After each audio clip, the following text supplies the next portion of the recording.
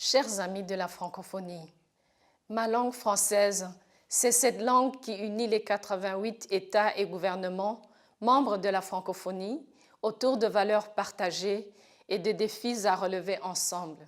En tant que secrétaire général de la francophonie, je veux que nous menions ensemble des actions concrètes et réalistes pour un repositionnement de notre langue commune. Travaillons ensemble pour faire rayonner la langue française. Ensemble, nous pouvons partager beaucoup plus. Et tout cela en français, s'il vous plaît.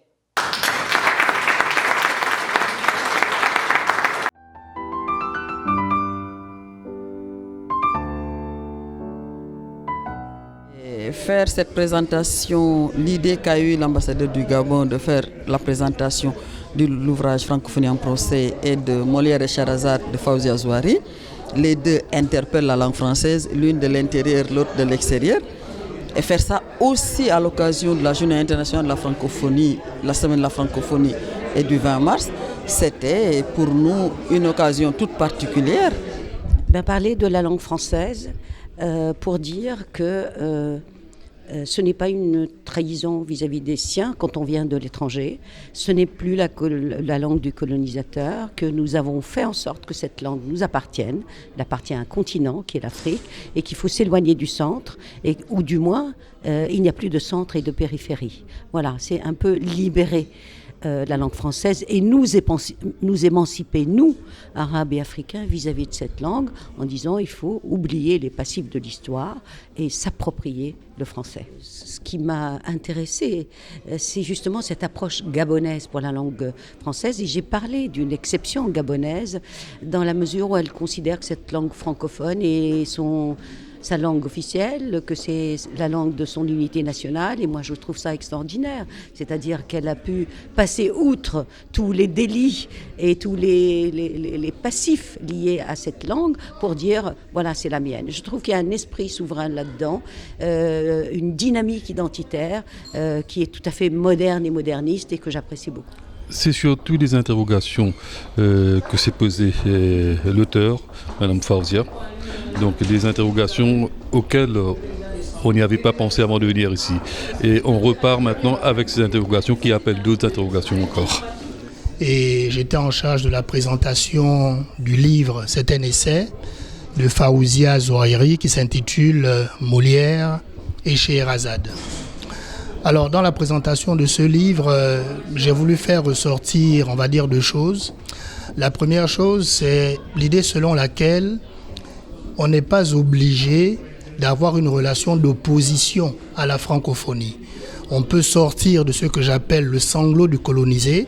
On peut ne pas seulement considérer la francophonie comme étant la langue de l'ancien colonisateur, mais peut-être, comme le disait le président Senghor, comme un trésor, n'est-ce pas, que nous avons trouvé dans les décombres de la colonisation.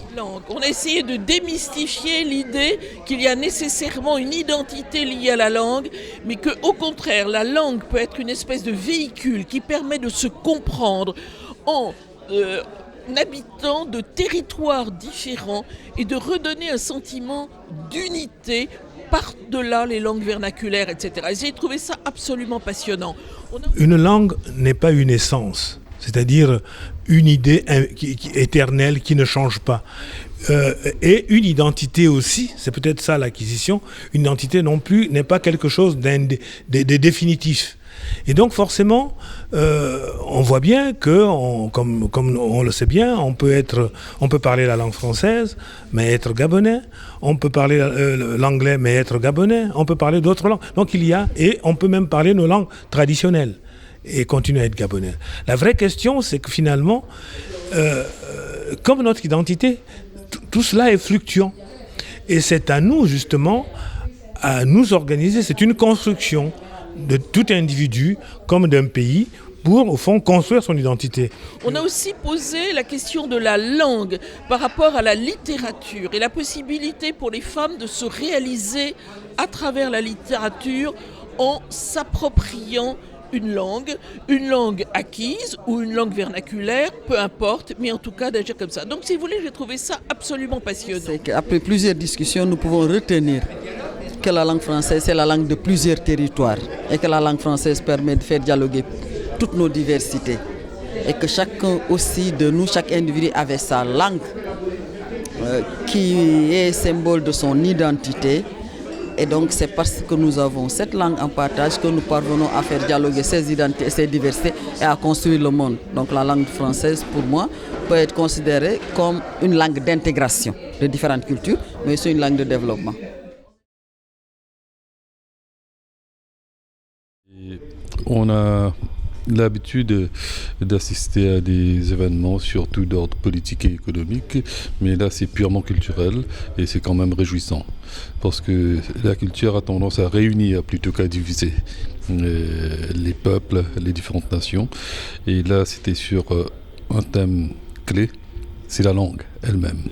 Le cadre est magnifique et j'encourage toutes les autres missions, s'ils ont les moyens, d'accueillir ce genre d'événements culturels.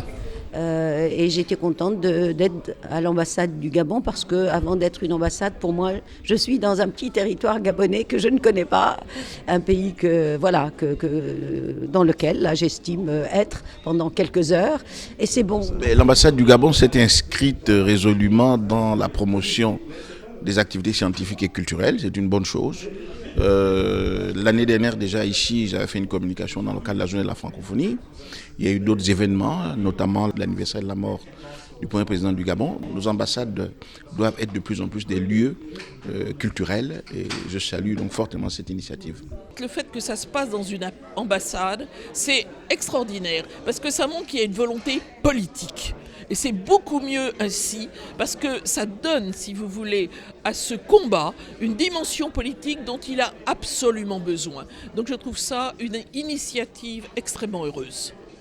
La francophonie se joue pas seulement en France, elle se joue dans nos pays, mais elle se joue donc dans les ambassades. Les ambassadeurs de nos pays sont aussi des ambassadeurs de la francophonie. Et c'est pour ça que je suis fier d'avoir participé à cette manifestation ici, à l'ambassade du Gabon. Moi, en tant que bibliothécaire, j'en suis forcément confortée. C'est déjà un texte en plus, d'accord ? Dans notre fond, c'est un texte qui vient enrichir notre fond, qui vient enrichir ce que nous faisons. Je suis un homme satisfait puisque l'administrateur de l'OIF était présent, la directrice de l'OIF en charge des questions de la langue française et de la culture, et puis une demi-douzaine d'ambassadeurs, ce qui n'est pas rien, et d'autres représentants du corps diplomatique. On peut dire par cette présence et surtout par la richesse de contenu que ça a été une réussite. Et nous pensons que comme l'année dernière, comme cette année, si Dieu nous prête vie, il serait bon que l'année prochaine, nous puissions encore organiser un événement similaire, puisque, comme les gens le savent, nous ne sommes pas seulement la haute représentation du Gabon en France, mais nous sommes aussi la représentation permanente du Gabon auprès de l'Organisation internationale de la francophonie. Donc il était tout indiqué que nous puissions organiser un événement à la faveur de la célébration de la Journée internationale de la francophonie et de la Semaine de la langue française.